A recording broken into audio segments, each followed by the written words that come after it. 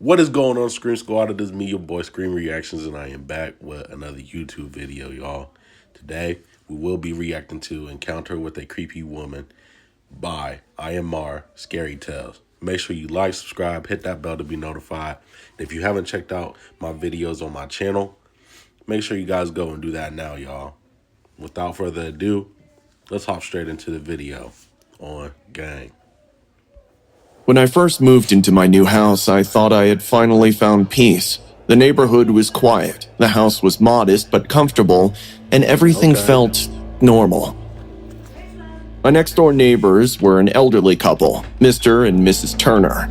Mr. Turner was a tall, thin man with sunken cheeks and sharp eyes. His wife, Judy, was always in a wheelchair, sitting on their porch like a statue. She never moved, never blinked. The first time I saw her, I thought she was asleep, but the longer I watched, the more unsettling it became. Her pale skin looked almost lifeless, her hands resting limply on her lap. I never saw Mr. Turner talk to her. She just sat there. One evening, as I was watering my flowers, I glanced toward their porch and froze. Judy was watching me. Her eyes were locked onto mine, wide and empty. She didn't blink, didn't move, just sat there, unblinking, watching me.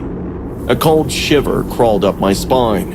I looked away for a second, trying to shake off the eerie feeling, but when I turned back, she was still staring. My heart pounded against my ribs.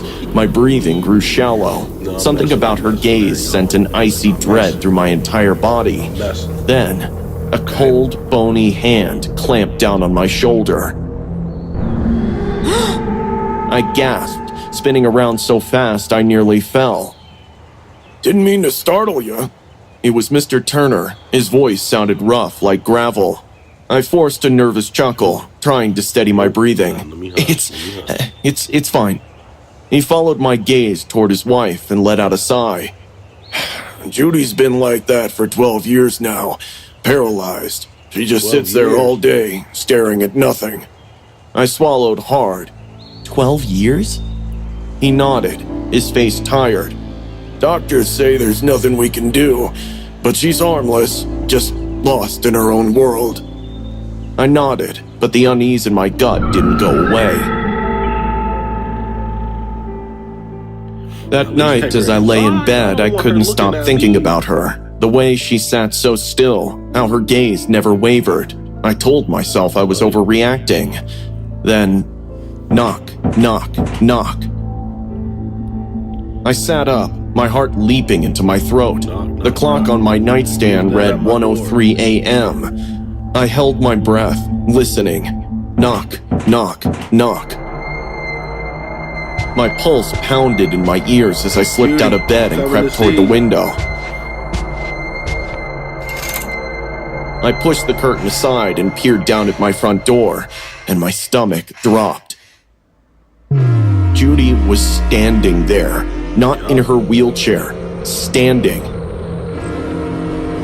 Her frail body was hunched, her head tilted slightly to the side. The porch light cast deep shadows over her face, making her look even more unnatural. I stepped back, my breath caught in my throat. No, this isn't possible. Summoning every ounce of courage I had, I rushed downstairs and threw open the door. The porch was empty. She was gone. A heavy silence settled over the night. The only sound was my own ragged breathing. I slammed the door shut and locked it, my mind racing. The next morning, I confronted Mr. Turner. "Mr. Turner?" I said cautiously. Did Judy come to my house last night?" His expression darkened instantly. His eyes narrowed. "That's not funny," he snapped. "My wife can't move. She hasn't moved a muscle in over a decade. What kind of sick joke is this?" "I swear I saw her," I insisted. "She was standing at my door." His face twisted with anger. "Don't you ever say that again." I backed away, unsure of what to say. Either I was losing my mind or something was terribly wrong. That night, I couldn't sleep. Every time I closed my eyes, I saw Judy's lifeless stare. Then, At around 2 a.m., laughter. Yup, it's time to move out that neighborhood. A slow, raspy giggle floated through the air. I bolted upright, my skin crawling. With shaky hands, I stepped outside. Judy was standing next to my fence. Her back was facing me, her frail shoulders shaking slightly as she laughed. Her hair was damp, clinging to her face. She stood unnaturally still, like a broken doll propped up by invisible strings. Judy? My voice trembled. Please, go back inside. She didn't move. Judy? No, she can't move. Suddenly, she twisted her head all the way around without turning her body. Her face was a nightmare. Her pale skin sagged unnaturally. Her mouth stretched into a wide, grotesque grin. Her eyes, wide, bloodshot, and soulless, locked onto mine. Her lips trembled as she let out another hoarse, choking laugh.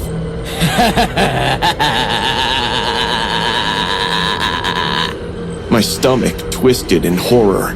Then, she lurched toward me.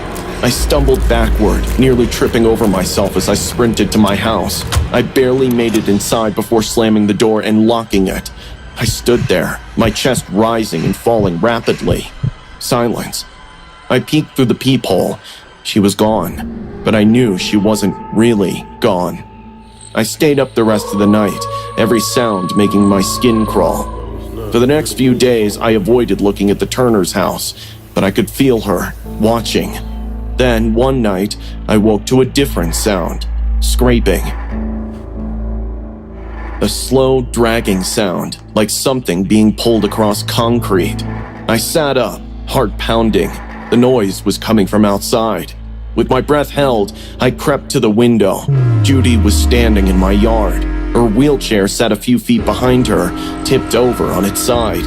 My stomach lurched. How did she get here? Then, in the dim moonlight, I saw her fingers. Her nails were digging into the pavement, dragging her frail body forward inch by inch. Her arms trembled as she pulled herself closer to my house. I stumbled back, my heart racing. This can't be real. I rushed downstairs and pressed my ear against the front door. Silence. For a moment, I thought maybe, just maybe, it was all in my head. Then, tap, tap, tap. I jumped back as a single bony finger tapped against the wood. I covered my mouth to keep from screaming. I waited and waited. Eventually, the tapping stopped. When I dared to look through the peephole, she was gone. But I knew it wasn't over. Every 2 or 3 nights, I'd wake up to find Judy outside my house. She never moves, never speaks, just stands there and watches. She wants you. I can't keep living like this. I need to leave before it's too late. Ben said that. A man living in a quiet neighborhood started seeing a creepy woman loitering around his house at night. One night, he spotted her near his fence and went to confront her, but the woman didn't say a thing or move an inch. The video you're about to see is the inspiration for the above story. Let us know in the comments what you think about this creepy video. I'm gonna let you know. Every flipping night. Move. Every next man goes to move. She's just standing there. Like she's sick in her head. You know? Me not touch her, you know? Hey. And ain't no way I'm gonna stand there and antagonize whatever's standing there. If it's not looking at me, and I'm tapping away on the wood or something, you think I'm gonna be that crazy enough? Yeah, you got me. Hey, listen. One of two things is gonna happen. First thing, I'm not even going out there. Okay? The second thing,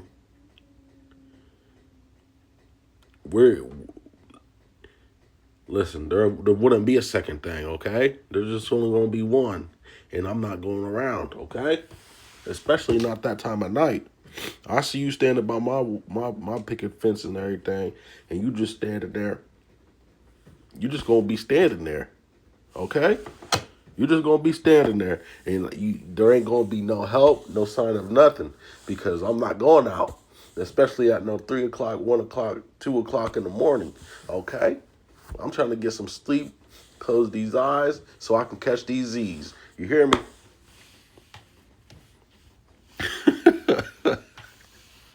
And you there doing all that. Listen, I will not be doing that.